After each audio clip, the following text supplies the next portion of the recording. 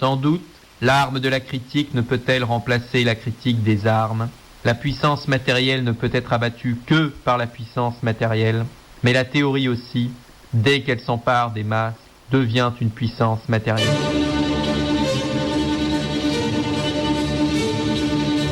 Nous reconnaissons notre vieil ennemi, la marchandise, le travail marchandise, la société marchande, le capitalisme. Mais la critique le découvre comme inséparable de l'État moderne.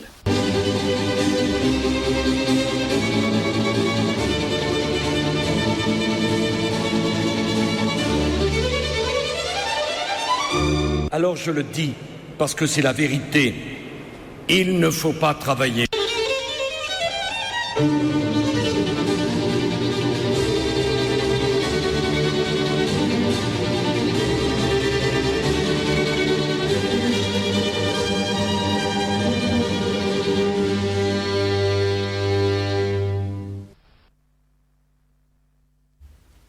Et donc nous sommes sur Radio Libertaire, la radio sans Dieu, sans maître et sans publicité, pour une nouvelle émission de Sortir du capitalisme, consacrée cette fois-ci aux Jeux Olympiques comme institution capitaliste et comme arme de mystification idéologique. Avant de consacrer plus précisément une émission au Brésil et aux Jeux Olympiques de 2016 de Rio de Janeiro, l'émission d'aujourd'hui sera consacrée à une critique des Jeux Olympiques, des Jeux Olympiques, comme institution capitaliste et comme idéologie. Une institution capitaliste parce qu'elle est une entreprise brassant des milliards en s'enrichissant grâce à des supporters crédules, parce qu'elle est une vaste campagne de publicité et d'apologie de la marchandise et de son monde, parce qu'elle a un fonctionnement analogue au capitalisme, celle d'un système institutionnalisé de guerre de tous contre tous, de compétition perpétuelle entre athlètes et entre équipes d'athlètes ici, entre entreprises, entre États et entre individus là, parce qu'elle affiche les mêmes valeurs de hiérarchie, d'écrasement de l'adversaire, de nationalisme, de violence, et parce qu'elle organise une même recherche d'une productivité croissante, en termes de productivité du travail ici, et de performance et de records là. L'olympisme est une idéologie mystificatrice, une naturalisation de la guerre de tous contre tous capitaliste, une naturalisation de la prétendue supériorité masculine, avec les jeux qui séparent les hommes et les femmes, et où évidemment les jeux les plus importants sont les jeux des hommes puisqu'ils ont des performances supérieures. Une occultation des inégalités de classe au profit de la catégorie abstraite de nation. Une adoration des winners millionnaires. Une arme de légitimation du nazisme en 1936, du massacre de 300 étudiants au Mexique 10 jours avant l'ouverture des Jeux en 1968, de l'URSS en 1980, du néo-capitalisme états-unien en 1984, du régime militaro-démocratique coréen en 1988, de l'État chinois ultra-répressif en 2008, ou encore du coup d'État au Brésil en 2016. Et il aurait dû être l'exaltation du nationalisme allemand pour les Jeux prévus en 1916 et du nationalisme japonais pour les Jeux initialement prévus en 1940. L'olympisme est une mystification idéologique puisqu'à l'instar de la religion, il est, comme disait Marx, je cite, « le soupir de la créature accablée », donc accablée par le travail, l'argent, le capitalisme, elle est l'opium du peuple. Mais, pour citer encore Marx, nier la religion olympique, ce bonheur illusoire du peuple, c'est exiger son bonheur réel. Exiger qu'il abandonne toute illusion sur son état, c'est exiger qu'il renonce à un état qui a besoin d'illusions. La critique des Jeux Olympiques et de l'olympisme est ainsi une critique visant à une émancipation du capitalisme, et cette émancipation passe par une émancipation du sport, une sortie du sport, définie par Jean-Marie Brom, notre invité, comme système de compétition physique généralisée. Pour discuter des Jeux Olympiques comme institution capitaliste et de l'olympisme comme idéologie mystificatrice, avant d'effectuer une contre-histoire des Jeux Olympiques modernes, depuis Coubertin et même un peu avant, nous sommes avec Jean-Marie Brom, professeur émérite de sociologie de l'Université de Montpellier 3, auteur notamment de Le mythe olympique, Les dessous de l'olympisme, de Pierre de Coubertin, Le Seigneur des Anneaux au fondement de l'olympisme, et de 1936, Les Jeux Olympiques à Berlin. Il est fondateur de la théorie critique du sport capitaliste il y a déjà un demi-siècle, un des animateurs principaux du boycott des JO de Moscou de 1980 et aussi ceux de Paris de 2024 et de nombreux autres boycotts d'ailleurs. Et il est actuellement membre de la revue Quel Sport après avoir été celui de Quel Corps. Donc bonjour Jean-Marie Brom. Bonjour. Alors est-ce que tu pourrais du coup nous résumer du coup la critique que tu as portée des Jeux Olympiques depuis plus de 40 ans et particulièrement avec ce livre moi qui me paraît central de Le mythe olympique qui est à mon avis peut-être l'ouvrage le plus condensé en termes de critique des Jeux Olympiques. Donc d'ailleurs cet ouvrage quand il est paru en 1981 a fait un immense scandale pour deux raisons. La première, c'est parce que je mettais à nu les propos réactionnaires, racistes, colonialistes, sexistes de Coubertin et grand admirateur de M. Hitler. Et deuxièmement, parce que je montrais effectivement l'illusion, la mystification de l'idéologie dominante à propos de l'olympisme, à savoir que l'olympisme moderne, comme le prétendait d'ailleurs Coubertin, serait la continuation de l'olympisme antique. Alors moi, la thèse que j'ai toujours défendue, c'est que l'olympisme antique avait des rapports en gros, des rapports de classe, des rapports de production esclavagistes, et le capitalisme et l'olympisme moderne, c'est le capitalisme, disons, c'est le rapport de classe salarié. Voilà. Donc c'est tout à fait différent. Les soubassements idéologiques et institutionnels sont différents. Et surtout, c'était une critique de cette mythologie de l'olympisme éternel à travers les siècles, à travers les âges. Voilà. À savoir que les Grecs auraient inventé une idée transcendantale, comme disait Coubertin, qui a traversé les âges, et que Coubertin aurait restauré par un coup, disons, un coup de blues, si je puis dire, et d'amour pour la Grèce antique. Voilà. Ça, disons, ce décapage de l'idéologie dominante à propos de Coubertin et des Olympiques, ça a été effectivement un coup de tonnerre parce que les gens ne pouvaient pas admettre, d'ailleurs, ça continue aujourd'hui, ne pouvaient pas admettre, disons, de désillusionner c'est ce mythe, ce que j'ai appelé le mythe olympique. Voilà. D'ailleurs, toute critique en général de la mythologie est en général très mal vue. Voilà. Oui, bien sûr. Et du coup, le mythe, il recouvre évidemment les origines glorieuses des Jeux Olympiques de Coubertin, et ça, on y reviendra un petit peu plus tard. Mais quelle critique aujourd'hui on pourrait porter aux Jeux Olympiques comme institution capitaliste pour, disons, les démystifier, au moins auprès des militants anticapitalistes qui, disons, devraient porter une critique plus franche, plus affirmée des Jeux Olympiques. Je dirais là, pour une fois, je reprendrai un propos de Castro, une des rares choses intelligentes qu'il ait jamais dites. Il définissait l'olympisme comme une mafia internationale. Bon, il avait parfaitement vu que l'olympisme, c'est pas simplement une idée, un idéal, ce qu'on appelle l'idée olympique ou l'idéal olympique, c'est d'abord une institution multipolaire, multinationale, transnationale même, et qui repose sur des partenariats tout à fait intéressés avec les sponsors, les annonceurs, les groupes capitalistes, les groupes bancaires, etc. Donc c'est une entreprise, réellement une entreprise, dont le siège est en Suisse, délocalisé, c'est une sorte de offshore général. Voilà. Donc, et qui travaille d'ailleurs en très bonne intelligence avec tous les offshore de la planète. Ça, c'est le premier point. Donc, une entreprise capitaliste pure et dure. Deuxièmement, une entreprise totalement totalitaire, c'est-à-dire aucune démocratie. Coubertin définissait l'olympisme, le comité international olympique, comme un self-perpetuating oligarchy. Une oligarchie qui se perpétue elle-même par cooptation. Il n'y a pas d'élection. Il y a une cooptation. Aujourd'hui, c'est une espèce de comité central généralisé à la soviétique, ou une aristocratie de l'ancien régime, où les gens, tu retrouves des banquiers, des aristocrates, des princes, des militaires, et que sais-je encore, et de la pire espèce. Je rappelle par exemple que Samaranch, l'ancien président du comité olympique, était franquiste, photographié avec l'uniforme de franquiste, etc. Bon, bref. Donc, et que toute une partie du comité international olympique du temps de Coubertin, je pense notamment aux Américains, Brundage, Cheryl et quelques autres, étaient pro-nazis, antisémites, pur sucre. Donc, je ne parle même pas du comité olympique allemand de l'époque. Bon. Donc voilà, ce sont des gens peu fréquentables, et tu as toute une série de banquiers, de princes, encore une fois, par exemple, je crois bien qu'à une époque, les princes saoudiens en font toujours partie. Toutes les dictatures délèguent leurs propres délégués, de bureaucrates soviétiques, etc.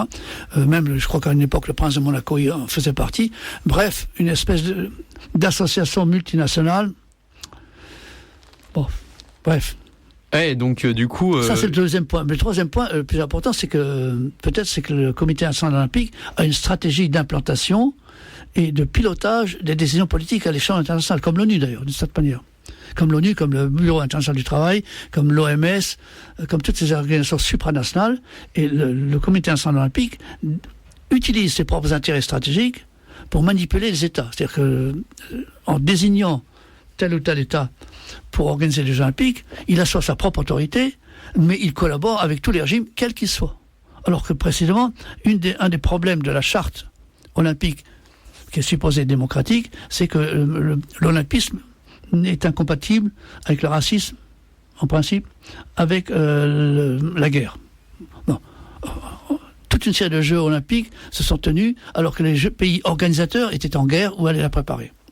Je pense notamment à l'Allemagne nazie, évidemment, l'Union soviétique, qui a organisé en 80 les Jeux olympiques alors qu'elle venait d'envahir l'Afghanistan, la Chine en 2008, qui a organisé les Jeux olympiques alors qu'elle avait mis à feu et à sang le Tibet, et ainsi de suite. Voilà. Donc voilà, c'est ça qui me paraît le plus grave, et la pusillanimité des hommes politiques et des institutions supranationales, par exemple l'Union européenne, l'ONU, etc., refusent de voir le rôle absolument politique et de la pire espèce du Comité international olympique, qui est une mafia. Qui en plus défend ses intérêts avec des arguments géodiques très lourds. Ouais, donc du coup, effectivement, le CIO, c'est à la fois une entreprise privée qui vend un peu sa marque Jeux Olympiques à différents pays, et en même temps impose ses propres exigences. C'est la même chose avec l'UEFA et avec la FIFA, qui est effectivement une petite oligarchie qui négocie, qui négocie des pots de vin, qui est en pleine corruption, etc., etc. Et du coup, après, quelle est du coup la place plus large des Jeux Olympiques dans le capitalisme mondial, au-delà du coup de l'institution, au-delà disons du Comité international olympique, c'est avant tout, alors évidemment c'est une place. Il y a une place évidemment économique très importante, puisque c'est l'occasion de faire une gigantesque campagne de propagande pour la marchandise et son monde, sous couvert de cette espèce d'énorme positivité indiscutable, comme disait Debord en parlant du spectacle, mais là énorme positivité indiscutable qui est le sport dans notre société, et c'est aussi un rôle, il y a ce rôle économique, effectivement, et en ça l'institution olympique est une institution capitaliste assez importante, mais c'est aussi, peut-être même surtout, une institution idéologique. Et politique, c'est-à-dire que toutes les décisions du Comité international olympique sont prises en fonction des rapports de force et en fonction, comment dirais-je, de la conjoncture politique du moment. Aucune attribution des Jeux olympiques n'est neutre. Chaque fois, le Comité international olympique a joué les puissances dominantes. Bon, voilà. Et aussi de l'expansion de son propre empire. Voilà, c'est ça le problème. Donc, pour l'instant, l'Afrique noire n'a pas encore organisé les Jeux olympiques. Ça viendra peut-être un jour. Bon. Comment dirais-je, la conquête, voilà. La conquête de l'espace marchand par la marchandise. Et le premier objectif stratégique, mais le deuxième objectif stratégique, c'est comment dirais-je, c'est assurer sa propre domination, qu'il n'y ait pas de contestation possible. D'où d'ailleurs la collaboration organique du Comité international olympique avec tous les régimes totalitaires, répressifs, militaro-policiers, les dictatures bananières et j'en passe, etc. Voilà, c'est ça qui est flagrant, et d'autant plus que le Comité international olympique, au nom de l'idéal olympique, au nom de la supposée paix olympique ou trêve olympique, au nom de la supposée amitié entre les peuples, accepte chaque fois effectivement des régimes qui massacrent les peuples, qui détruisent, disons, l'environnement, qui maintiennent, disons, l'esclavagisme généralisé ou la dictature généralisée.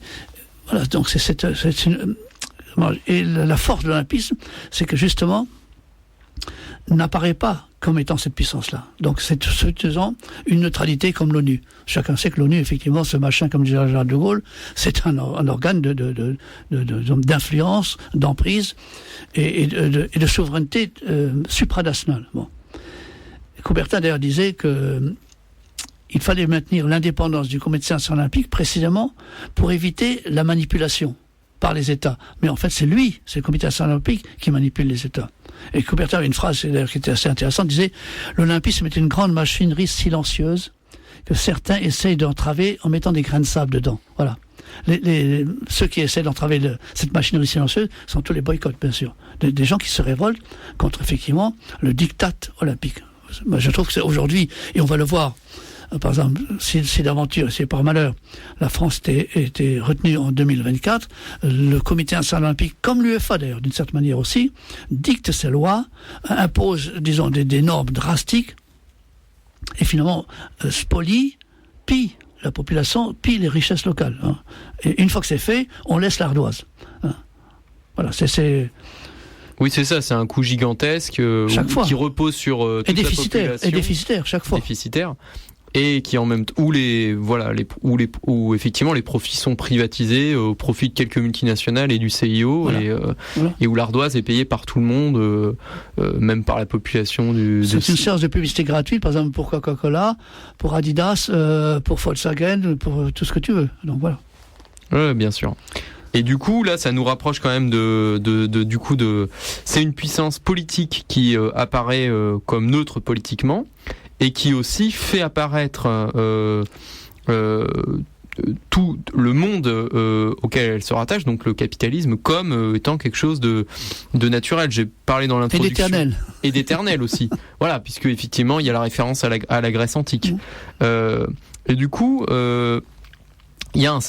l'olympisme porte un certain nombre de naturalisations. Il naturalise la compétition généralisée dans le capitalisme. Il naturalise derrière la hiérarchie et l'élimination des plus faibles aussi qui se fait sur le marché capitaliste. Il naturalise la supériorité masculine. Puisque regardez objectivement, les performances masculines sont meilleures que les performances féminines, et ce sont des performances qui sont objectivées, donc on peut pas réfuter, etc., etc. Et après, il occulte les inégalités de classe. Et toujours, les Jeux Olympiques sont toujours le moyen de mobiliser toute la population. Par-delà les différences de classe, de sexe, etc., etc., et même d'opinion politique, derrière un régime. Donc, par exemple, on verra tout à l'heure l'exemple de l'Allemagne nazie qui est un peu le concentré de ce que c'est que l'olympisme. Et du coup, qu'est-ce que tu rajouterais à ce tableau, voilà, de l'olympisme comme idéologie mystificatrice? Il faut quand même savoir que l'olympisme a longtemps été dominé par l'idéologie coubertinienne. Hein, Coubertin ne voulait pas d'Olympiade femelle, je cite. Il savait très bien que le professionnalisme était inévitable, bon, mais il voulait qu'il y ait de la loyauté dans la concurrence. Donc, d'où le serment des athlètes, qui était une pure mascarade. Bon. En 1904, les États-Unis organisent ce qu'on appelait les Anthropological Days, les Jeux anthropologiques, où tu avais les Noirs, les Philippins, les Indiens, les Sioux, les Patagons, les Pygmées qui ont été mis en démonstration. Et Coubertin, ça le faisait rire. Je trouvais ça, effectivement, il disait que les Américains sont des grands enfants. Voilà. Mais des grands enfants qui font jouer d'autres grands enfants. Bon. Donc la question du racisme a été longtemps, prévalente dans le mouvement olympique, jusqu'à ce qu'effectivement l'Afrique du Sud, disons, ait été sanctionnée et que globalement, le racisme est global, je dis globalement, combattu par l'idéologie olympique. Mais par contre, toute l'anthropologie ou l'anthropométrie même olympique et sportive en général est tout à fait réactionnaire. D'un côté les femmes, d'un côté les hommes, d'un côté les valides, de l'autre côté les invalides, les jeunes et les vieux, et ainsi de suite. Les noirs qui ne savent pas nager, les blancs qui courent moins vite que les noirs, et tutti quanti. Autrement dit, c'est un partage anthropométrique de l'humanité. Donc c'est quand même, je trouve ça extraordinaire, c'est finalement C'est une forme, disons, de vision biologiste ou néo-darwinienne du monde. D'ailleurs, le délire a été jusqu'à imaginer, notamment en 72 par Paris Match et quelques autres revues de même acabit, des jeux anthropologiques de la zoosphère. C'est-à-dire qu'on a comparé les performances humaines aux performances animales. Un homme court à 36 km à l'heure, le plus rapide. Un guépard, c'est 100 km à l'heure. Un cheval, c'est 70 km à l'heure. Une puce saute 600 fois sa taille ou 300 fois sa taille. Un puma saute 6 mètres. Un homme saute le record du monde en 100 hauteur, c'est un Cubain. Sotomayor, 2,45 m. Donc, on montre à chaque fois, effectivement, quelles sont les limites de tel ou tel. Comme si on voulait faire, imaginons faire des Jeux Olympiques des mathématiques. Ce serait absolument grotesque. Donc, mais par contre, insister sur l'aspect physique, sur l'aspect biologique, et donc, d'une certaine manière, sur l'inégalité fondamentale des êtres humains, et donc leur division en espèces, en genre, en sexe, etc., c'est ça qui, pour moi, est le côté le plus réactionnaire de l'olympisme. Alors évidemment, l'idéologie officielle dit non, tous les hommes sont frères, il faut fraterniser, c'est la paix, etc. C'est faux. C'est une pure dénégation, puisque en même temps, après chaque Olympiade, on fait le décompte objectif des médailles, le classement des médailles. Et donc le classement des médailles est supposé, d'ailleurs c'était ça de l'idéologie nazie, montrer la supériorité physique d'une race, entre guillemets, sur une autre, ou d'un peuple sur un autre. Voilà. Donc ça ne peut pas ne pas, disons, engendrer une forme de, ce que Coubertin a appelé d'ailleurs la paix armée, une espèce de concurrence généralisée entre les nations, et d'une certaine manière, l'olympisme, c'est la continuation de la guerre par d'autres moyens. Ouais, et du coup, on peut voir effectivement, tu parlais effectivement, finalement, cette anthropométrie totalitaire, c'est le fait de réduire finalement tout à des mesures. C'est exactement ce qu'on appelle après Marx, Lukács et tout ça, la réification. C'est-à-dire que finalement, on réduit des êtres humains ou des animaux, etc., à une mesure, à une quantité de secondes, à une quantité de kilos, de kilomètres, de kilomètres, de vitesse, etc., de vitesse moyenne, de kilomètres heure, etc., Et là-dessus, et cette réification, elle produit des classements, un petit peu comme sur le marché du travail. On est objectivé par rapport à une rentabilité ou une productivité du travail. Et cette réification, elle conduit à l'élimination. On connaît le fameux nageur guinéen qui lui manifestement était comme le paysan africain, éliminé parce qu'il n'avait pas une productivité suffisante. On classe, on fait un classement comme sur le marché, il y a des entreprises plus compétitives que d'autres, et évidemment apologie des vainqueurs et mépris des vaincus, réifiés à des moins bonnes performances, quoi. Alors un sociologue américain qui s'appelait Pitirim Sorokin appelait ça la cantophrénie, c'est-à-dire la réduction de toute qualité à des mesures. Si tu regardes, par exemple, en ce moment, les matchs de football, à la télé, on te demande, tout est mesuré, tout est classé, tout est chronométré. Par exemple, le nombre de passes réussi, le nombre de tirs réussis, le nombre de kilomètres parcourus, et ainsi de suite. Donc, l'individu X ou Y, tel ou tel joueur, devient une fiche chronométrée. Une fiche, voilà. Et d'ailleurs, c'est une tendance générale, ça a à voir avec l'informatique, avec ce que tu disais tout à l'heure, la réification, c'est-à-dire la chosification des êtres humains. Bon. Et l'olympisme participe de ça, le sport en général. Je trouve ça très très dommage, parce que précisément, c'est très exactement ce qui est le fond même du fondement capitaliste aujourd'hui. Non. La perte de substance humaine, la dévitalisation de la vie, au profit d'une abstraction marchande, comme dit Marx, le travail mort qui supplante le travail vivant. Donc c'est effectivement, la mort, c'est pas simplement la mort qu'on connaît dans les cimetières, comme ici en face. Oui. La mort, c'est aussi effectivement l'absence de qualité proprement humaine, c'est-à-dire purement le chiffre. Un chiffre, c'est mort. Voilà. C'est ça. Oui, effectivement, c'est la réduction ad quantum, une réduction on réduit tout à une quantité qui est à la fois le mécanisme du sport, le mécanisme produit par l'institution sportive et le mécanisme produit par le capitalisme, où tout est réduit à une quantité de valeurs. Les valeurs boursières, par exemple, en ce moment. Voilà, la valeur boursière, à un certain niveau de rentabilité qui fait qu'en dessous de ce niveau de rentabilité, on est éliminé de l'entreprise et du marché du travail, etc., etc. Et c'est vrai que c'est là où on voit l'homologie, l'analogie, l'isomorphisme entre le sport et le capitalisme. Ouais, tout à fait. Et du coup, on comprend que les Jeux Olympiques occupent une place centrale dans l'idéologie capitaliste, puisque précisément l'idéologie, enfin, les Jeux Olympiques apparaissent comme neutres, comme bons, ils se partent des valeurs de l'humanisme, etc., etc. Et ce faisant, ils peuvent donc, puisqu'ils ont ils ont les mêmes structures que celles du capitalisme, la même vision de l'homme, etc., etc. Ils peuvent du coup légitimer. C'est une puissance de légitimation du capitalisme dans sa totalité. J'ajouterais encore une dimension actuelle, c'est dans le cadre, disons, de ce qu'on pourrait appeler une démocratie limitée, qui est en train de se produire sur toute la surface des anciennes démocraties ou oligarchies libérales, comme disait Castoriadis.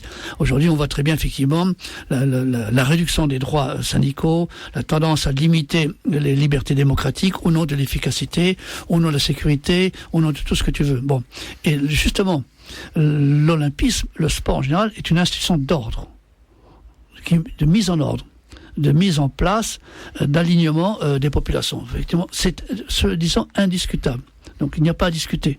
Et justement, c'est ça qui est aujourd'hui en train de prévaloir dans les oligarchies libérales. Circuler, rien à voir, ne discutez pas. Une fois que c'est fait, c'est fait. Bon. Et je trouve que c'est une menace aussi pour la démocratie, parce que la démocratie, précisément, n'est pas du chiffre. La démocratie, c'est de la qualité. C'est-à-dire au sens de la qualification, disons, de la nuance. C'est la complexité des choses. Or, le sport réduit la complexité. Le sport, c'est simple. Tu es vainqueur ou vaincu. C'est binaire, tout à fait binaire. D'ailleurs, le départage des champions... Comme la politique étatique, voilà, ou comme le capitalisme. Voilà. Le départage des champions, ça se fait à une seconde près, à un dixième de seconde près. Et il n'y a pas à discuter, c'est comme ça. Non, je trouve ça d'une extrême violence. Comme le référendum Notre-Dame-des-Landes aussi. Voilà. Bon. On multiplie. Effectivement, là, on voit qu'il y a une espèce d'homologie entre le sport et le capitalisme et l'État, c'est-à-dire la réduction de tout à des quantités, un système hiérarchisé, une énorme bureaucratie, etc., etc. Et du coup, on va faire une petite pause musicale avant de revenir sur la genèse de l'olympisme, la différence d'abord avec les Jeux Olympiques anciens, revenir un petit peu plus profondément là-dessus, voir comment est-ce que avec l'émergence du capitalisme en Angleterre au XVIIe siècle et puis dans le reste de l'Europe au XIXe siècle, l'olympisme va être non pas remis tel quel sous sa forme antique, mais bien restructuré d'une manière complètement différente, un petit peu comme le sport, le football et la soule, qui n'avaient pas grand-chose à voir. C'est effectivement une restructuration, un changement de forme capitaliste. Et puis on reviendra sur le cas Coubertin, qui est quand même un cas très important, parce que c'est le pape de l'olympisme. Et puis on reviendra sur un certain nombre de Jeux olympiques historiques, et notamment celui auquel tu as consacré un livre, les JO de 1936. Voilà.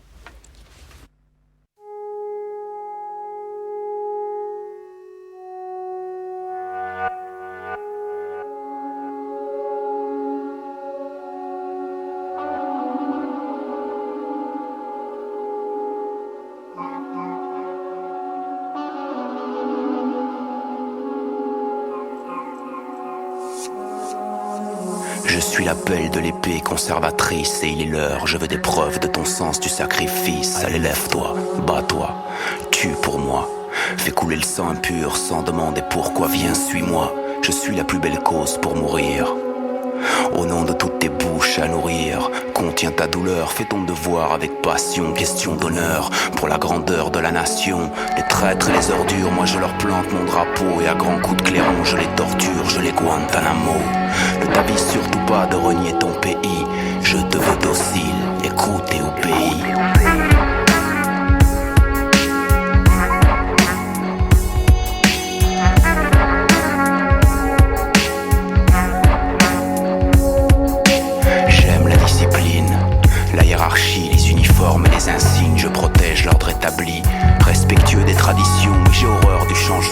je tiens à garder ma place, donc je la défends. Testostérone à bloc, je donne dans la gonflette. Ni mauviette, ni tantouze, j'ai l'esprit de compète. L'esprit de conquête, un fait pour les coups bas. Chauvin, vu de moi, je revendique la grosse tête. Je me complais que dans l'excès, la démesure, homme d'exception. Je viens marquer l'histoire de ma signature. Je kiffe les bonnes foules qui donnent l'assise à mon statut. Ces grandes messes populaires qui t'en mettent plein la vue. Je prends mon pied dans les tribunes de tous les stades. Ces jours de fête, étendard levé, je parade. La foule m'acclame et s'égosille sous mon emprise. Et moi je rigole quand ça déborde, quand elle se radicalise.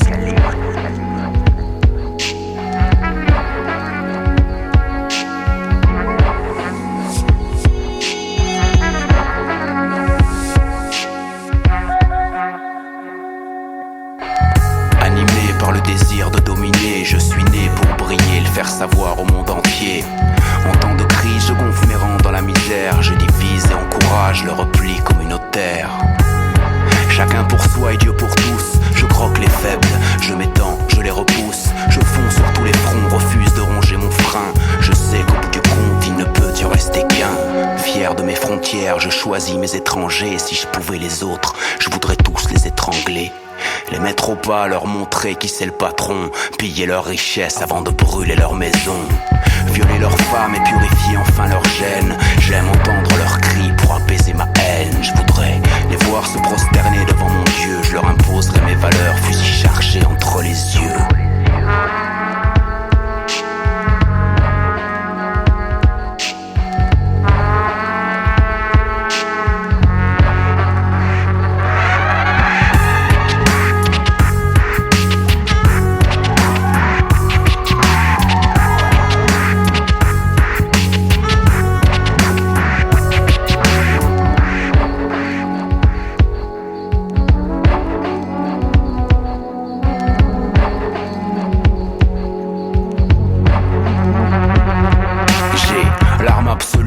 J'ai tout un empire, je suis la race élue, j'ai foi en l'avenir.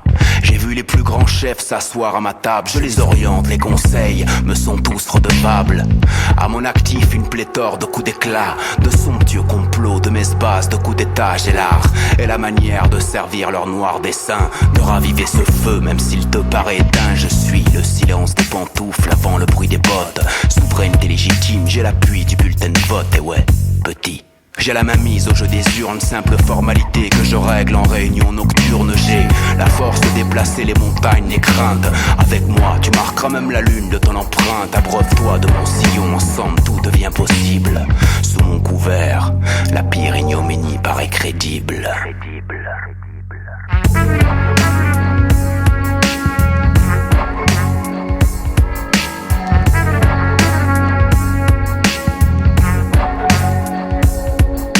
Enfin j'érige des monuments à la gloire de mes martyrs et distribue 2-3 médailles aux soldats qui ont pu revenir.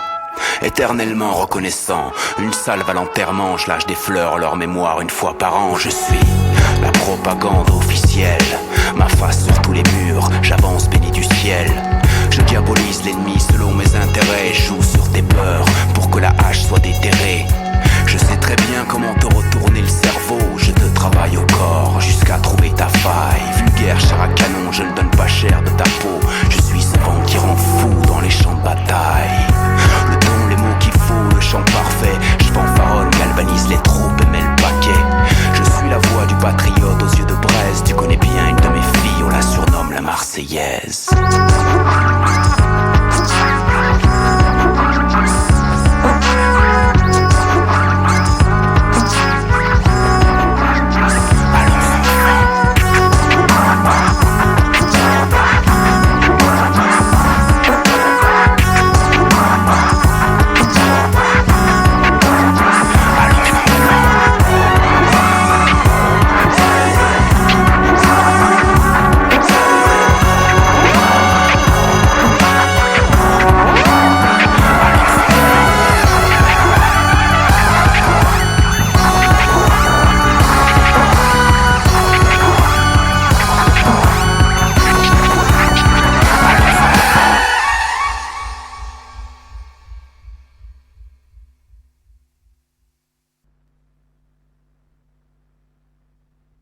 Et donc nous sommes toujours sur Radio Libertaire, la radio sans Dieu, sans maître et sans publicité, autour d'une émission avec Jean-Marie Brom sur les Jeux Olympiques et l'Olympisme. On a consacré la première partie de cette émission aux Jeux Olympiques comme institution capitaliste et comme mystification idéologique. Et on va maintenant revenir, parce que c'est important pour prendre du recul sur cette institution, sur la longue histoire de l'olympisme.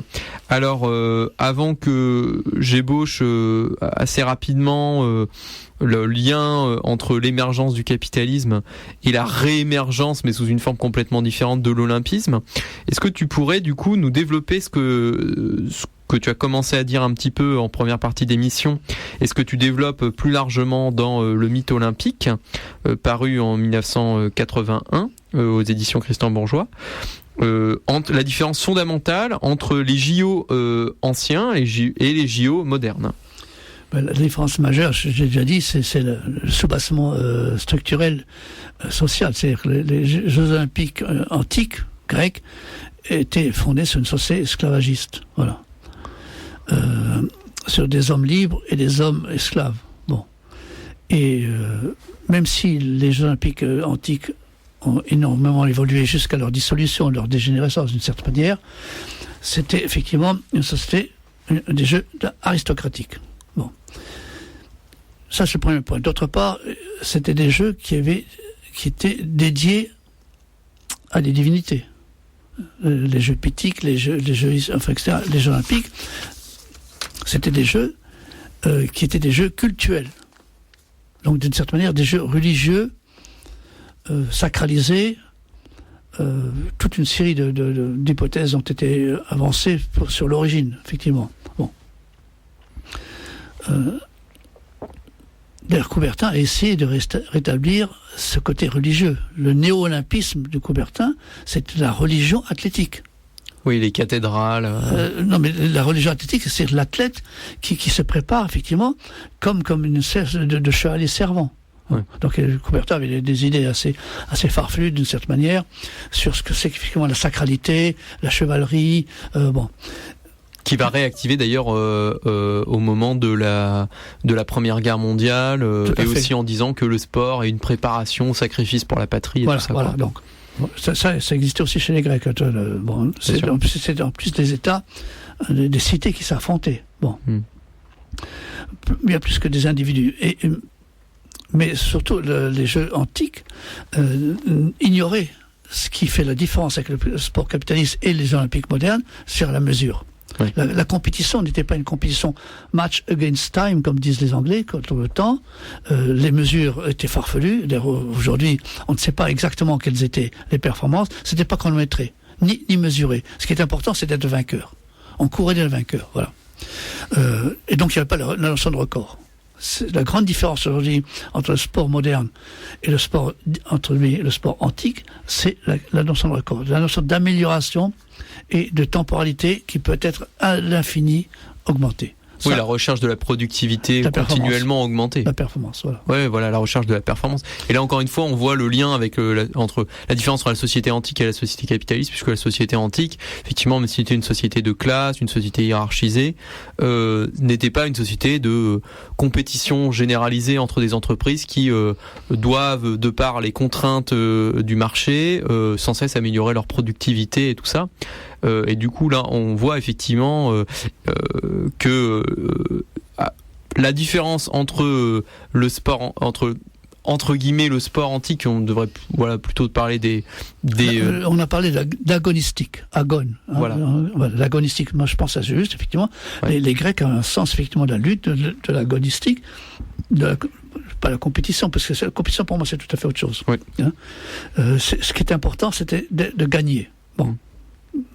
Et donc ils s'étaient honorés comme tels. Des vainqueurs étaient célébrés parce qu'ils avaient gagné tel combat de pancrace, par exemple, qui est une forme de boxe, parce qu'ils avaient gagné le tour du stade, etc. Par contre, et d'autre part, les pratiques physiques grecques étaient tout à fait différentes de celles d'aujourd'hui. Bon, aujourd'hui, effectivement, les Grecs ignoraient le saut à la perche, par exemple. Ignoraient le lancer du marteau. Il y avait le disque, par contre, chez les Grecs. Il y avait le javelot aussi. Bon. Mais donc, le sport moderne a inséré toute une série de disciplines nouvelles, notamment les Jeux Olympiques, par exemple, d'hiver, qui n'existaient pas. Le 3000 mètres steeple, par exemple, des choses comme ça. Donc, d'une certaine manière, le sport moderne, le capitalisme, comme tu dis très bien, c'est une invention à l'infini de nouvelles techniques, de nouvelles technologies corporelles, qui toutes visent à explorer toutes les capacités possibles de performance du corps humain. Bon. Chez les Grecs, par contre, le corps humain avait sa valeur en soi. C'était pas le problème de la performance qui était posé, c'est le problème, ce qu'ils appelaient la kalogatia, la triple perfection, le beau, le bien et le juste. Donc, c'est ce qui était important, c'était la beauté chez les Grecs.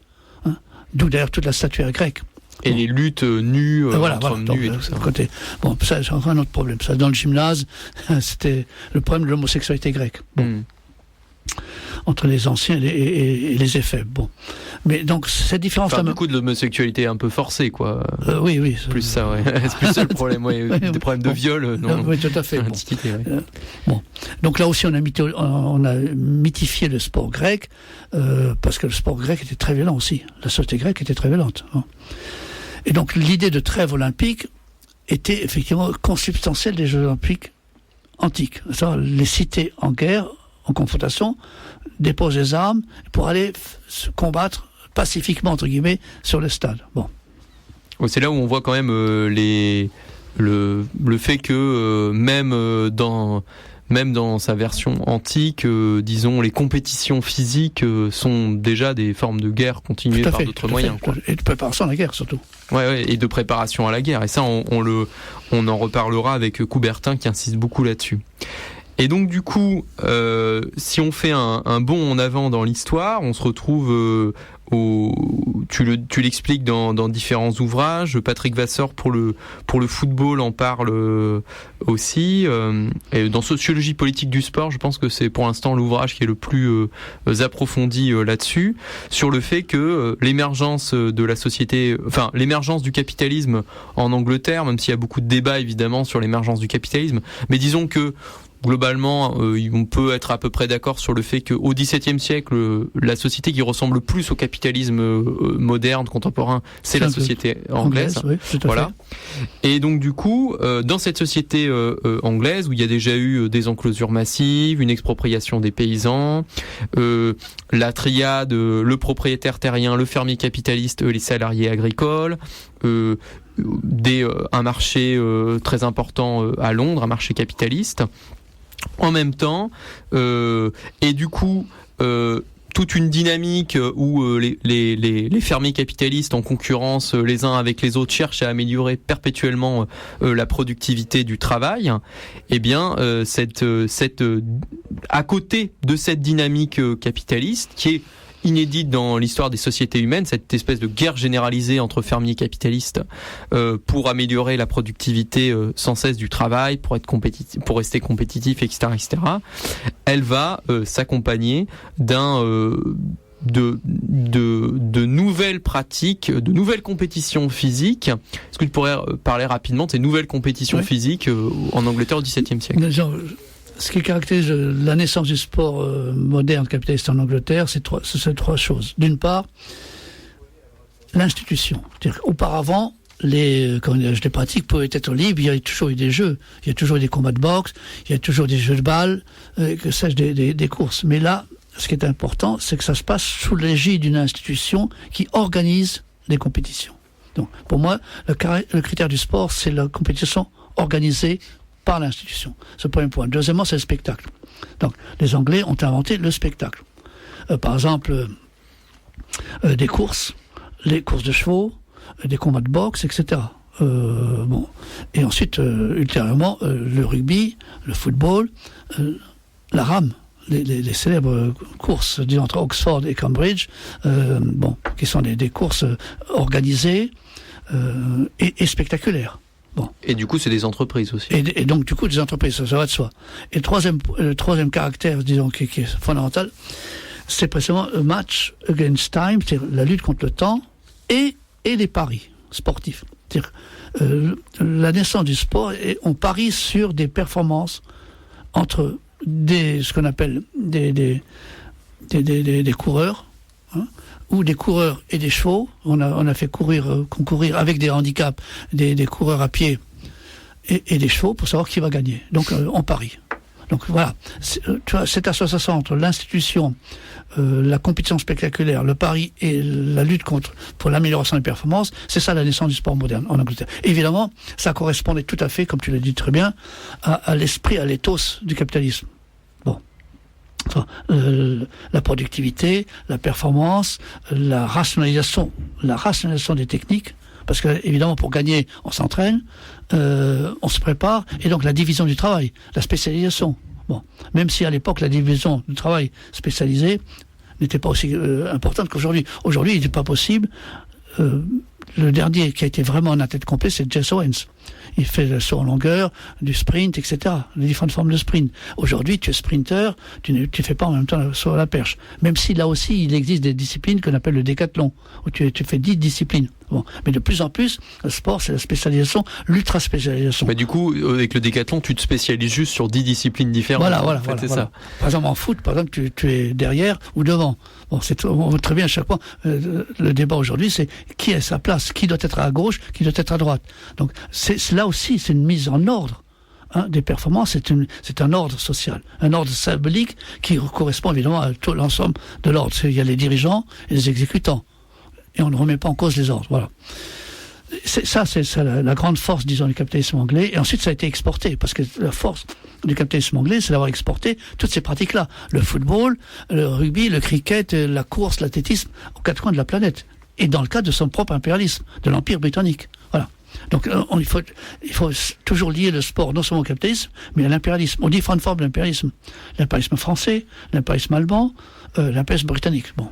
Ouais, bien sûr. Et du coup... Et ultérieurement, l'impérialisme soviétique. Ouais. Et d'ailleurs, cette exportation, elle peut se faire évidemment par la colonisation, mais un petit peu comme le capitalisme, elle peut aussi se faire parce que à partir de la fin du XVIIIe siècle, donc dans les années 1790 en France par exemple, l'Angleterre étant la société capitaliste qui a un capitalisme agricole très productif et qui a commencé son industrialisation, elle bénéficie d'un avantage à la fois commercial et militaire sur les autres puissances qui elles sont encore des sociétés d'ancien régime à divers niveaux, et du coup il va y avoir évidemment des effets d'imitation sur le plan du capitalisme. Donc la Révolution française, c'est la libéralisation du commerce des grains, l'abolition des corporations, la création d'une espèce de marché du travail commun en France, l'unification du droit, etc.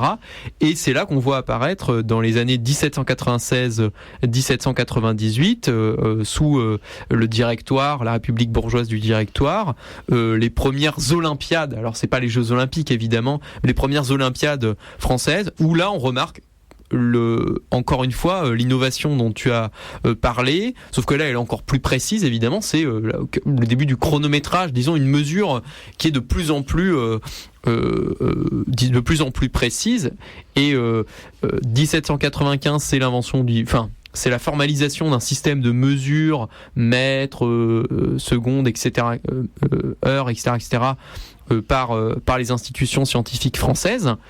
Et donc du coup, disons le nouveau temps du capitalisme, qui est le temps mathématique, le temps des heures de travail, le temps de la productivité, etc., va se retrouver aussi dans les compétitions physiques. Et après, ça va être un précédent qui va être ça va durer 2 ans, ces Olympiades de 1796 à 1798. Et nous voilà arrivés sur le 19e siècle. Avant d'arriver à Pierre de Coubertin, puisque là on a évidemment montré que les Jeux Olympiques sont une partie très importante, mais ne sont pas toute l'histoire du sport capitaliste, et du coup arriver sur ce deuxième temps très important de l'émergence du sport moderne, qui est en fait le passage au capitalisme industriel en Angleterre et la naissance du football, du rugby, avec une division du travail dans l'usine, une division du travail marchandise, du salariat beaucoup plus poussée, avec des spécialisations beaucoup plus fortes qu'avec le capitalisme artisanal, et qu'on va retrouver dans les sports, le rugby, le football, avec plus de spécialisation, avec évidemment un manager qui est le contremaître ou le directeur de l'usine dans l'entreprise, et le coach sur le terrain de football ou le terrain de rugby, avec l'arbitre qui est un peu l'équivalent du règlement d'usine, c'est-à-dire il faut pas faire ça, parce que c'était aussi Patrick Vasseur l'explique, et toi aussi tu l'expliques dans Sociologie politique du sport, le fait que les enfants de la bourgeoisie, les bourgeois ne voulaient pas que leurs enfants se fassent massacrer sur le terrain, donc du coup il fallait mettre un arbitre, poser des règles, un petit peu comme dans la guerre moderne des conventions de Genève, quoi.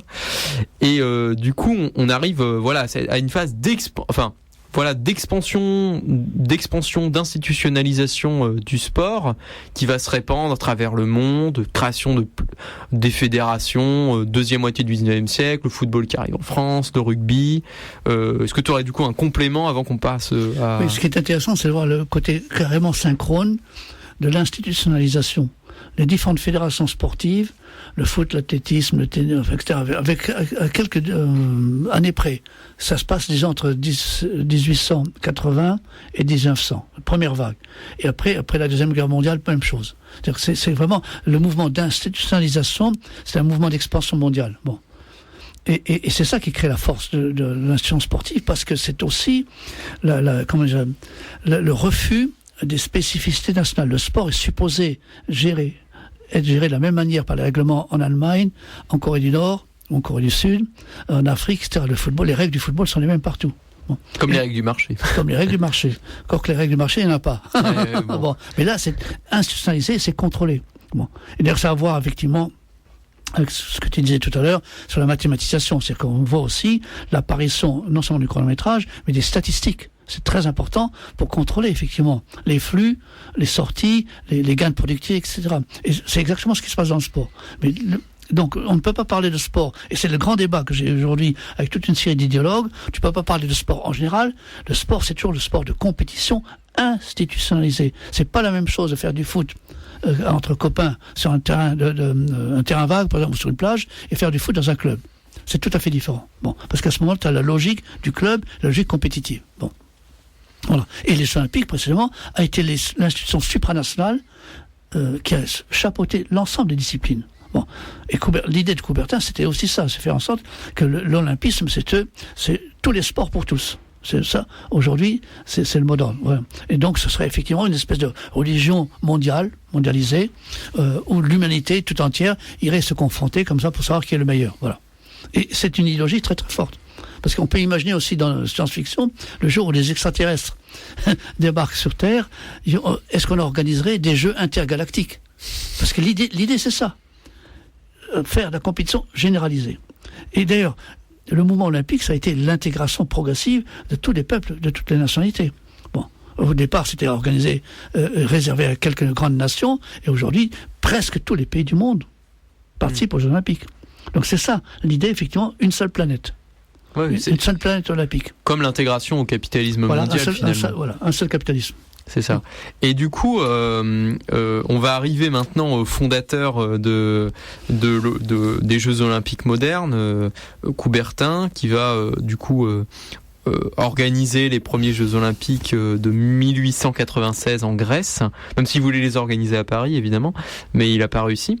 Mais Paris a organisé en 1900. Hein, mais Paris les a organisés en 1900, donc ça a été que reporté. Et du coup, pour se donner une petite idée du personnage, je vais vous lire quelques citations qui sont contenues dans l'ouvrage de Jean-Marie Brome, Le mythe olympique, qui est l'ouvrage avec sociologie politique du sport, l'ouvrage un peu fondamental sur ce que sont les Jeux Olympiques. Alors je cite: le sport doit être pratiqué avec ardeur, je dirais même avec violence. Le sport, ce n'est pas l'exercice physique bon pour tous au point de vue de l'hygiène à condition d'être sage et modéré. Le sport est le plaisir des forts ou de ceux qui veulent le devenir physiquement et moralement. Il comporte donc la violence, l'excès, l'imprudence dans son essence. Je continue. Il y a encore, et sans doute il y aura toujours, des puissants et des faibles, des triomphateurs et des lutteurs. L'inégalité est plus qu'une loi, c'est un fait. Que l'inégalité soit une loi de la nature, personne n'y saurait raisonnablement contredire. La société est hiérarchisée, et la hiérarchie paraît être dans son essence. Les découvertes de la science nous ont révélé que tout ce qui vit obéit à cette même loi de la guerre, d'où découle fatalement la loi d'inégalité.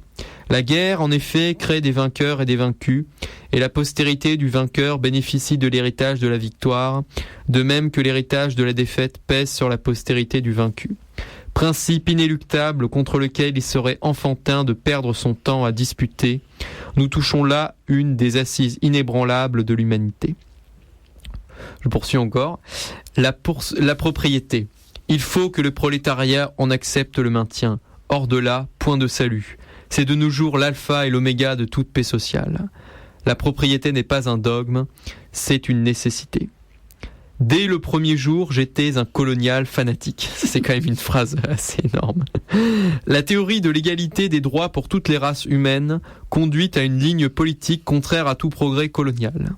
La race supérieure a parfaitement raison de refuser à la race inférieure certains privilèges de la vie civilisée. Et une petite citation sur la Commune, dont on célèbre cette année les 145 ans. L'Assemblée allait entrer dans le vif de son œuvre lorsque l'insurrection communiste éclata à Paris. Elle comblait la mesure de nos infortunes. Les orgies et bouffonneries de la Commune, le massacre des derniers jours et cette faim immonde et bestiale dans le sang et le pétrole passèrent sur la France comme un cauchemar. L'armée remplit sans hésitation sa pénible mission. Que c'est bien dit. Je continue. Les Juifs sont demeurés profondément asiatiques. On ne les connaît guère qu'à travers les capitaux amassés par certains d'entre eux. Âpres et persévérants au gain, habiles et rusés dans leurs affaires, ils se sont souvent rendus odieux. Et cet antisémitisme de Coubertin explique aussi le fait qu'il était évidemment un grand supporter des Jeux Olympiques de Berlin en 1936. Je cite, « L'idée olympique sacrifiée à la propagande, c'est entièrement faux. La grandiose réussite des Jeux de Berlin a magnifiquement servi l'idéal olympique. » Et un journaliste rapportant une interview avec Pierre de Coubertin, André Lang, résume sa conversation ainsi. Coubertin félicite hautement M. Hitler, en qui il salue un des plus grands esprits constructeurs de ce temps, d'avoir su éviter le danger et d'avoir magnifiquement servi, sans le défigurer, l'idéal olympique. Et dernière citation de Coubertin, « Les Jeux Olympiques de 1936 ont été, très exactement, ce que j'ai souhaité qu'ils fussent. » Donc on voit qu'on a affaire quand même à un personnage assez particulier, loin du Coubertin humaniste, etc., etc. Est-ce que tu peux compléter t'as une biographie assez complète de Coubertin, la seule vraie biographie critique dans le mythe olympique. Est-ce que tu peux nous Coubertin était quand même quelqu'un qui, sous la Troisième République, était impressionné par l'éducation anglaise, et l'impérialisme anglais. Il disait, les Anglais ont réussi à coloniser le monde, à dominer le monde, à exporter leurs marchandises à travers leurs navires et éventuellement leurs missionnaires, grâce à la jeunesse que Coubertin voulait rebronzer la jeunesse, être fort pour être utile, voilà. Et donc, le modèle anglais, le modèle de la compétition physique anglaise était un de ces modèles. Bon. Ça, c'est le premier point. Deuxièmement, Coubertin était un homme de son temps. La Troisième République était coloniale.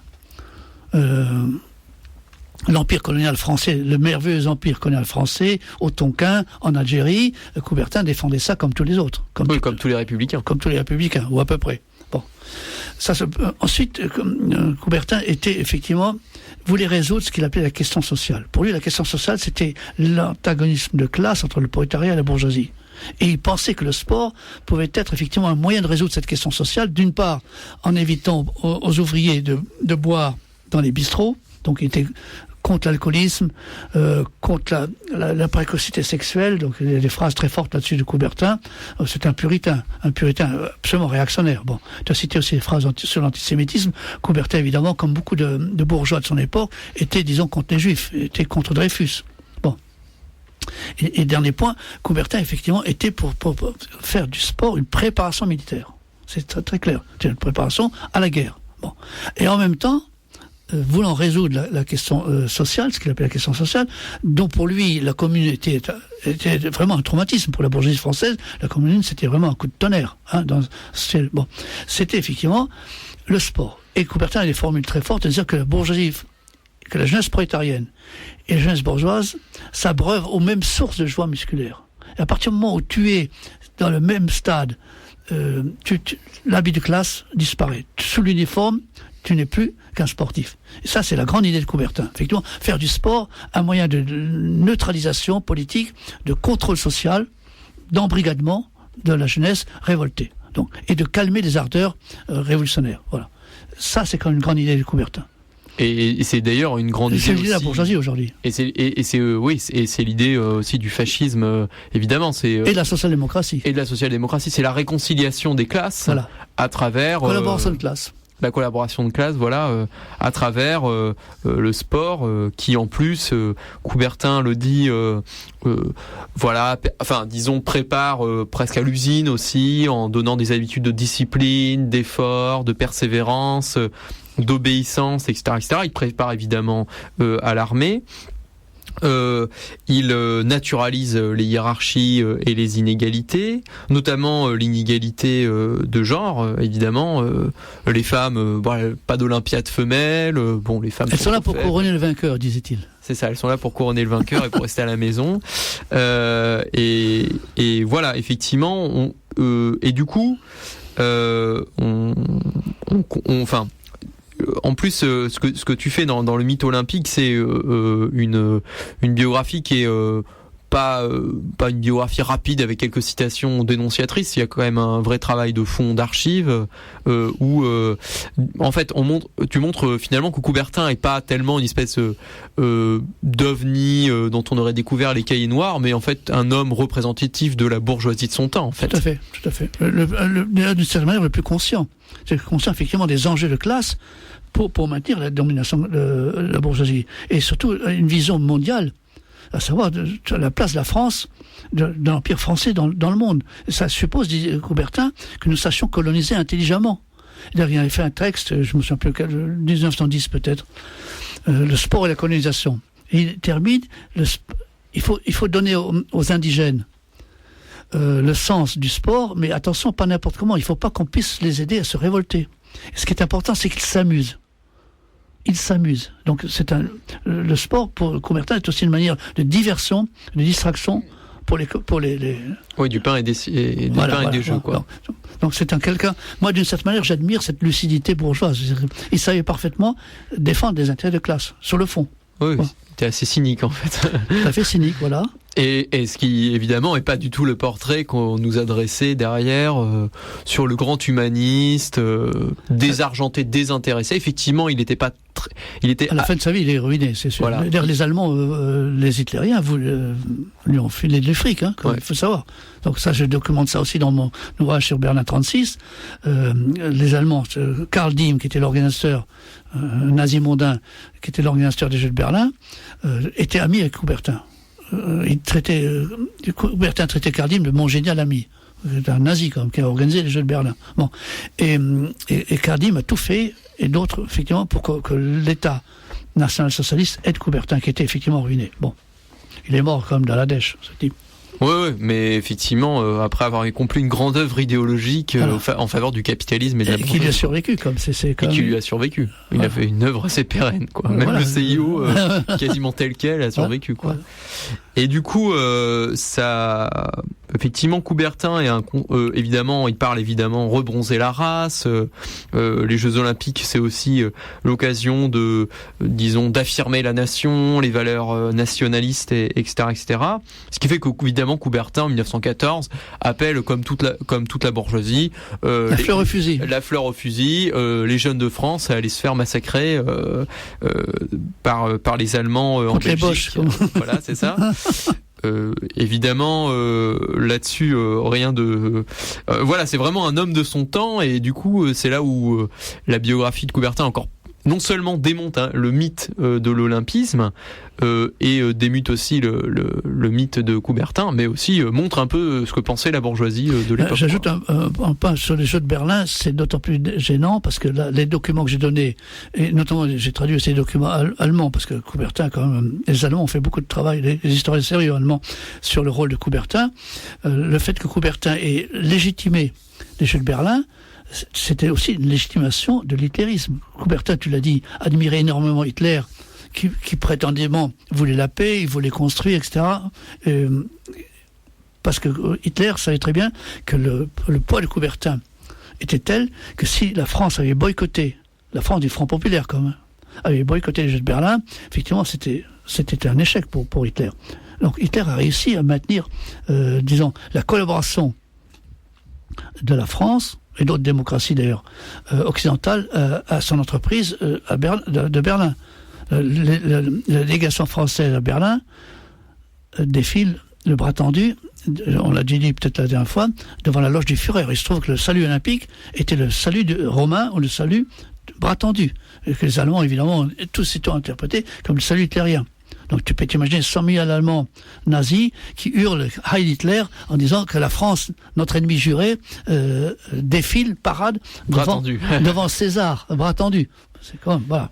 Ouais. Donc Coubertin a eu un rôle très ambigu là-dessus. Parce que je pense que comme toute la bourgeoisie française était profondément admirative du redressement, entre guillemets, opéré par Hitler de l'Allemagne. Effectivement, la puissance allemande, l'armée allemande, les succès allemands, et l'Allemagne, effectivement, était des succès sportifs considérables. La reconstruction allemande est passée aussi par la reconstruction du sport allemand. Tout le monde faisait du sport. Et du sport militarisé. Dans les jeunesses hitlériennes, dans l'association de sport et loisirs, etc. Bon. Kraft durch Freude, la force par la joie. C'était une organisation de masse allemande, qui organisait les jeunes filles et les jeunes gens une sorte de service militaire ou de service civique, avant la leur. Ça, c'était toute la bourgeoisie française, une grande partie de la bourgeoisie française admirait cela. Et même la social-démocratie du Front populaire, effectivement, s'est laissée entraîner là-dedans. Bon. À savoir, effectivement, une jeunesse saine dans un corps sain. Bon. Et toute l'ambiguïté du sport est là. C'est quoi un corps sain ? C'est quoi une jeunesse saine ? Voilà. Oui, embrigadée, disciplinée, aux ordres. Travailleuse, voilà, qui est capable de bosser. Pas débauchée. Voilà, etc., etc. Et effectivement, on arrive dans notre histoire des Jeux Olympiques au JO de 36. Pour en avoir un petit aperçu, évidemment, lire ton livre qui a été republié aux éditions André Versailles en 2008. Ouais. Et puis regarder le film de Leni Riefenstahl, qui est assez éloquent sur la valorisation l'esthétisation du corps viril, fasciste, à rien. Voilà, évidemment à rien, puisque évidemment toutes les équipes avaient été purgées de leurs juifs. D'ailleurs, ça n'avait pas trop posé de problème. Non, personne. À la République du Front populaire, non. Comme ça lui avait pas posé de problème effectivement que en même temps que oui, effectivement que les Jeux Olympiques ils se déroulent en juillet 1936. En août 1936. Donc c'est une période où l'Allemagne intervient déjà en guerre, où aide Franco à massacrer les libertaires et toute l'Espagne non fasciste quoi.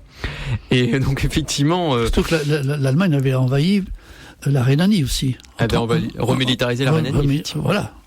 C'est un acte de guerre contre le traité de Versailles, et les puissances occidentales, l'Angleterre et la France, n'ont pas bougé. Ouais. Donc c'était la même chose en 1938 d'ailleurs. M. Hitler veut la paix. Donc si M. Hitler veut la paix, eh bien qu'il la fasse évidemment. Oui. Et Hitler voulait la paix aussi en bombardant en Espagne, etc., etc. Et donc du coup ces Jeux Olympiques de 1936, ils sont attribués par le CIO avant l'arrivée au pouvoir d'Hitler, mais déjà dans une Allemagne qui est en état d'urgence permanent depuis 1930, c'est l'état d'urgence permanent lié à la crise économique et puis évidemment à l'agitation sociale. La fin de la République de Weimar, surtout, c'est ça. La fin de la République de Weimar. Donc Hitler prend le pouvoir en 1933. pas de problème, le CIO décide de poursuivre. Et du coup, comment vont se dérouler ces Jeux Olympiques? La campagne de boycott ne va pas marcher parce que Coubertin met tout son poids, et parce que après, toutes les démocraties bourgeoises de toute façon s'inclinent sur le plan diplomatique, donc elles le font aussi sur le sport. Comment est-ce que ça va se dérouler, et en quoi est-ce que les Jeux Olympiques vont être un tremplin énorme pour l'idéologie nazie et pour l'unification allemande derrière Hitler, etc. Déjà, l'échec du boycott est lié aussi au fait que les forces, notamment en Europe, les forces militantes du boycott avaient une bannière qui était fausse pour la défense de l'idéal olympique. C'est exactement la même chose que défendait Hitler. Tu peux pas te différencier. Aussi bien les hitlériens que ceux qui étaient pour le boycott des Jeux de Berlin se réclamaient de l'idéal olympique que Hitler, soi-disant, défigurait. Bon, donc les uns défendaient l'idéal olympique nazi, les autres défendaient l'idéal olympique, soi-disant, défiguré. Donc ça crée la confusion. Voilà, tout à fait. Et ça, c'est le premier point. Deuxièmement, le comité international olympique a été manœuvré par le comité allemand, par les Allemands, par Coubertin aussi, et par une partie du comité olympique américain, Sherrill et Brundage, qui évidemment voulait absolument, qui était pro-nazi, voulait absolument que le mouvement olympique, le mouvement américain, sportif américain, se rende en Allemagne. Bon, cet échec-là a signé le glas d'une possibilité, de contredire cette opération de propagande faramineuse, colossale. C'était vraiment le premier Jeux olympique organisé comme une espèce d'opéra wagnérien. C'était colossal, parfaitement millimétré. Toutes les forces de sécurité, les jeunesses hitlériennes, les chemises brunes, la SS, l'armée, les services secrets, la Gestapo, etc., encadraient 100 000 Allemands dans les stades et autour des stades, qui a été nettoyé évidemment de tout ce que tu peux imaginer, parce qu'auparavant les communistes, les juifs, les socialistes, les social-démocrates, les syndicalistes avaient été mis en tôle ou déjà enfermés, notamment au camp près de Munich, ça me reviendra. Bon. Et donc les puissances occidentales, tous ceux qui sont rendus, notamment les délégations françaises, sont rendus à Berlin, la fleur au fusil. Berlin était pavoisé de l'emblème olympique et en même temps des croix gammées. Partout. Donc c'était effectivement une espèce de nazification, ou comme le disait un Allemand, un antifasciste allemand, Mann, les jeux des gladiateurs de Hitler. Bon. Et toute la cérémonie d'ouverture, toute la cérémonie de fermeture, etc., ça a été effectivement une immense machine de propagande. Avec la musique bref, tu peux imaginer, les défilés, des Heil Hitler dans tous les coins, le Ostwestlied, qui est la petite chansonnette nazie préférée, et Deutschland über alles, l'Allemagne avant tout, au-dessus de tout. Donc c'était difficile de ne pas voir effectivement que là Hitler avait marqué une forme de légitimation aux yeux de l'opinion publique mondiale de son pouvoir. Alors qu'il était déjà en train des pogroms anti-juifs massifs s'étaient déjà déroulés, des arrestations massives d'opposants, de syndicalistes et de leaders politiques se faisaient, tout le monde le savait ça. Et la répression, disons, contre les juifs. Donc ça, c'est une tâche indélébile du comité international olympique d'avoir accepté ça. Et des fédérations olympiques et des comités locaux, des comités nationaux. Voilà. Effectivement. Et tout de suite après la fin des Jeux olympiques, tu as un congrès qui se passe à Nuremberg où Hitler dit nous, le Drang nach Osten, on veut aller vers l'Est, c'est-à-dire l'expansion vers l'Est. L'Ukraine, la Pologne, etc. Donc, 36, 38, 39, 40, etc. Bon, ça va très vite, c'est rien. Voilà. Et notamment, les gens, une partie de la bourgeoisie française, ce sont des documents que je cite aussi, étaient admiratifs devant la grandiose réussite de Coubertin lui-même, la grande réussite de Hitler. Bon, grandiose pour qui? Pourquoi? Ouais, bien sûr. Et effectivement, ce qui est intéressant, c'est de voir que le fait que le sport soit la vitrine du nazisme ou du fascisme devait se poursuivre, puisque c'était le Japon qui devait organiser en 1940 les Jeux Olympiques, et en 1942 la Coupe du Monde devait avoir lieu encore une fois en Allemagne nazie, quoi. Non, mais Coubertin voulait même faire construire à Nuremberg un stade de 500 000 places. Le stade de Berlin, c'est 100 000 places. Et il avait même pensé que les Jeux Olympiques seraient dorénavant organisés pour l'éternité en Allemagne. Ah oui, d'accord. Donc voilà. C'est quand même c'est que le côté mégalomaniaque du personnage ne s'arrêtait pas. Donc voilà. Ouais, effectivement, il a fini désargenté, mais c'était un idéologue assez prolifique. Et du coup, ça nous amène aux Jeux Olympiques des 50 dernières années. D'abord, il y a évidemment les Jeux Olympiques de 68 qui vont se dérouler sans accroc, alors que le régime mexicain a liquidé 300 étudiants 10 jours avant l'ouverture des Jeux. Je ne sais pas si tu as une précision à ajouter là-dessus. Il faut savoir qu'en 68, ça se passait dans un monde qui sentait la poudre quand même. Hein. La lutte contre les États-Unis, la guerre du Vietnam, la révolte étudiante quasiment mondiale, en France, en Allemagne, en Italie, aux États-Unis, etc. Donc effectivement, il y avait un peu de nervosité dans l'air.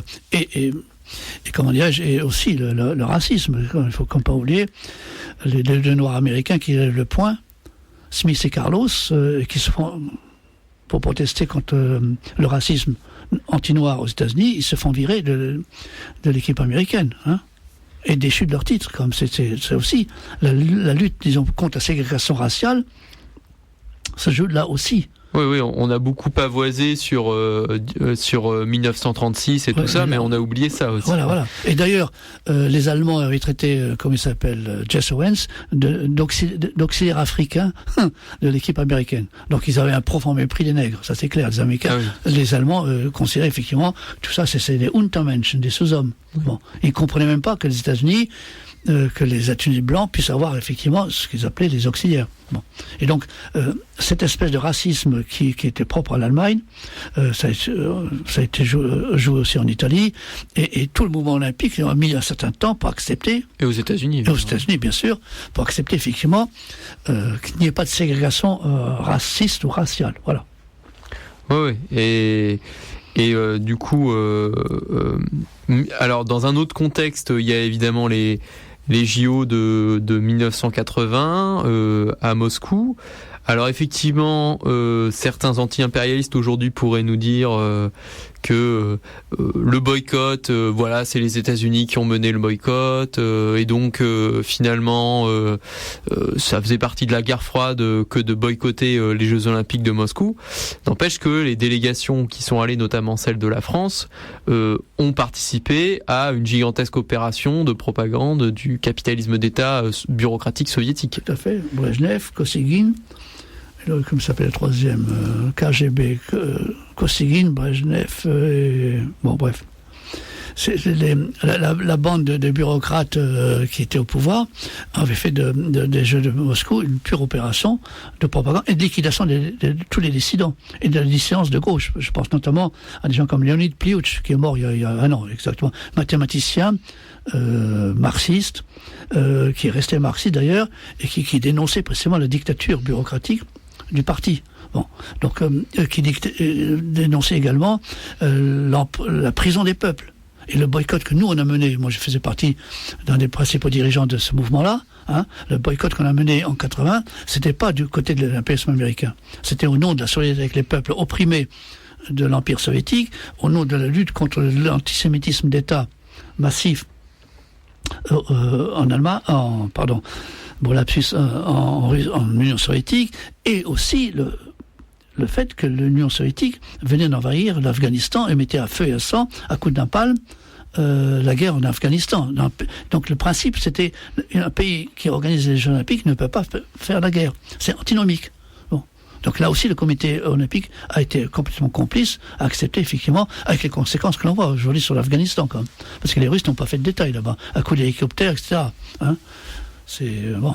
D'ailleurs, ça me rappelle que j'ai oublié de préciser qu'en 68, justement, les étudiants, c'était un hélicoptère qui avait arrosé toute la place à coups de mitrailleuses. C'est plus facile. Voilà, c'est plus facile. Et même, il ne faut pas oublier aussi que les Chinois ont liquidé sur la place de Tiananmen la contestation étudiante. Hein. Ouais.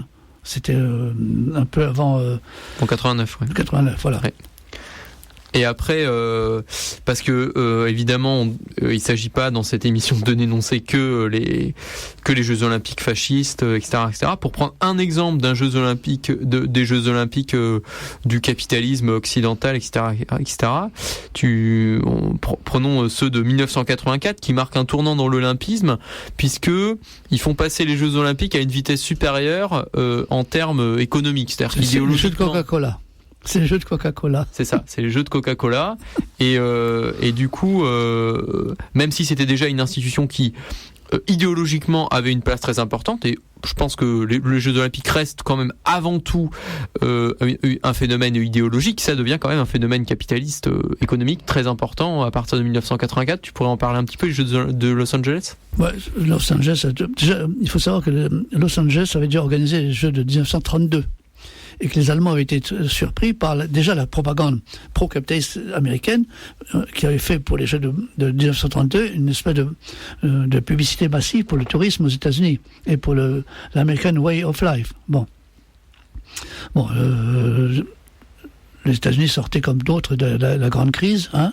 Donc effectivement, c'était aussi une manière de relancer la machine. Bon. Et donc en 84, mais en 88 et tous les jeux qui suivent, effectivement, là on voit vraiment à quel point l'olympisme sert de relance économique. Hein, au capitalisme. Au capitalisme, effectivement, pour les grands groupes, financiers notamment. Donc tu n'as qu'à prendre la liste des sponsors et des annonceurs officiels ou des partenaires officiels. C'est intéressant. Hein. Ça c'est le capital du CAC 40 d'une certaine manière. Et du coup, effectivement, à partir de ce moment-là, les Jeux Olympiques servent non seulement de tribune idéologique à différentes formes d'État capitaliste, mais également, évidemment, de propagande massive pour les entreprises capitalistes, principalement pour les grandes entreprises capitalistes, évidemment, celles qui ont les moyens, etc., etc. Et effectivement, c'est là où 84 est effectivement un tournant, même si évidemment il faudrait pas, contrairement à certaines critiques tronquées des Jeux Olympiques, penser toujours le football ou les Jeux Olympiques avant c'était populaire et c'est l'argent qui a tout corrompu, alors que le phénomène depuis le début. Mais tu as quand même revenir en arrière. En 60, les Jeux de Rome, en 64, les Jeux de Tokyo, en 56, les Jeux de Melbourne. Tout ça, c'est déjà effectivement des jeux totalement capitalistes, dans le cadre des contradictions intercapitalistes, mais aussi dans le cadre de la guerre froide. Il faut quand même jamais oublier ça. Hein. C'est le camp occidental contre le bloc soviétique. Et donc, effectivement, c'est une forme de capitalisme libéral contre le capitalisme bureaucratique d'État. Donc, c'est pour l'appropriation des parts de marché, pour la domination, effectivement, et pour la conquête sur le tiers-monde. Parce que l'enjeu de l'olympisme, c'est aussi le tiers-monde, c'est-à-dire les peuples nouvellement indépendants, etc., qui accèdent aux Olympiques. Hein, et aussi bien l'Union soviétique essaie de mettre la main dessus, sur le grappin sur ces pays-là, et aussi bien que l'impérialisme américain. C'est-à-dire que c'était un enjeu, le contrôle, effectivement, du tiers-monde. Hein. Oui, bien sûr.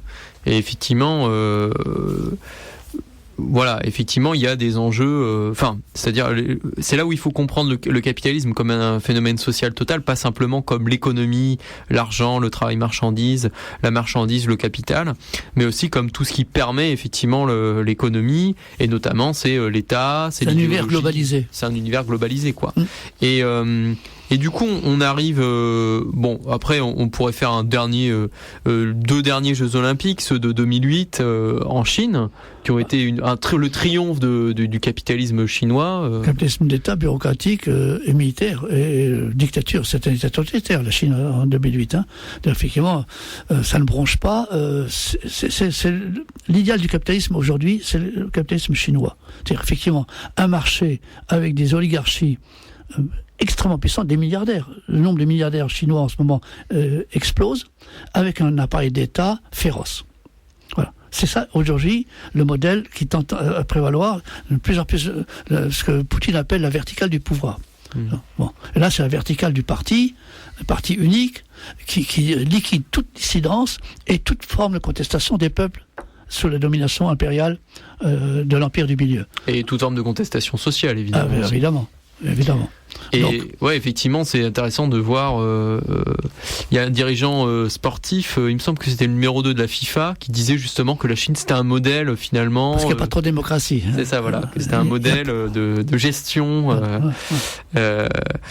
Et du coup, effectivement, les Jeux Olympiques de 2008 ont été,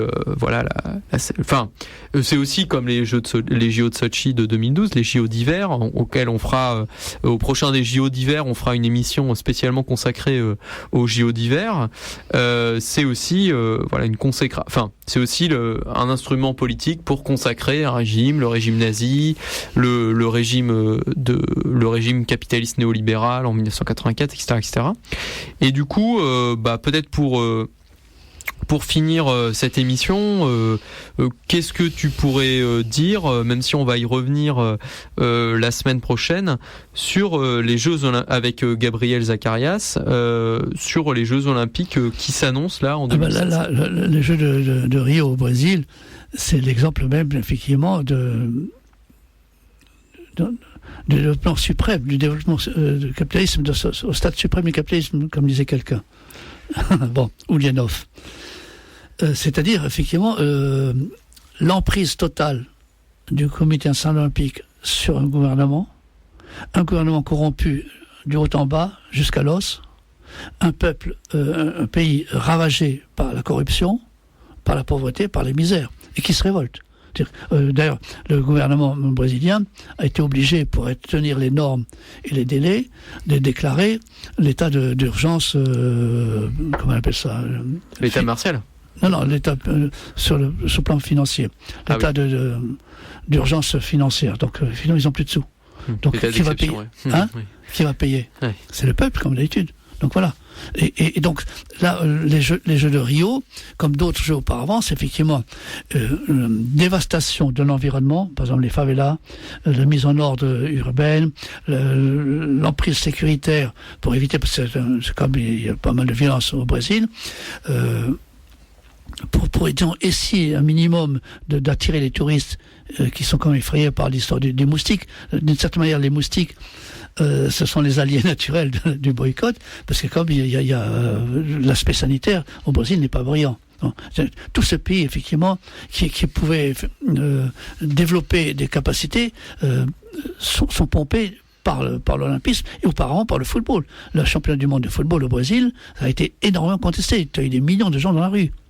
En disant effectivement, on n'a pas besoin de gaspiller le fric pour le football ou pour l'olympisme, alors que les services publics, l'éducation, la santé, les transports, les logements sont en déshérence totale. Donc c'est ça la question aujourd'hui. L'olympisme aujourd'hui, c'est une pieuvre parasitaire. Je pense que c'est quelque chose qu'il faut comprendre et qu'on verra aussi en France. Si par malheur la France obtient les Jeux en 2024, d'ailleurs j'annonce ici qu'il y aura un boycott, un mouvement de boycott, et j'espère que nos amis libertaires y participeront sérieusement, à savoir que Paris effectivement sera mis sous coupe réglée des grandes institutions olympiques, des grandes institutions bancaires, de l'Union européenne éventuellement, et des partenaires officiels. Et donc, notamment les quartiers populaires. Et les quartiers populaires. Les Courneuve et tout ça. Voilà. Donc on va aménager ça comme ça avait été fait en Espagne en 92 aussi. On rase les quartiers, ce qui a été fait à Pékin aussi. On rase les quartiers anciens, traditionnels, pour mettre effectivement une construction immobilière qui permet effectivement de faire des bénéfices colossaux. Voilà. Ouais, bien sûr. On va finir du coup cette émission sur les Jeux Olympiques là-dessus, sur effectivement la nécessité de non seulement de s'opposer plus généralement au capitalisme, mais aussi à l'institution sportive et à l'institution que sont les Jeux Olympiques, puisqu'ils font partie, au travers évidemment d'autres phénomènes comme la police, etc., disons des structures fondamentales du capitalisme. Des appareils idéologiques et répressifs de l'État. Voilà, de l'État et du capital mondial, quoi. Voilà, tout à fait. Voilà, et donc je te remercie Jean-Marie Brown pour d'être venu pour cette émission sur les Jeux Olympiques, et on on fera d'autres émissions avec Jean-Marie Brom à l'occasion d'autres événements sportifs, et on fera aussi en complément de cette émission une émission consacrée à la situation au Brésil en 2016, en lien notamment avec les Jeux Olympiques de 2016. Voilà, merci. Au revoir.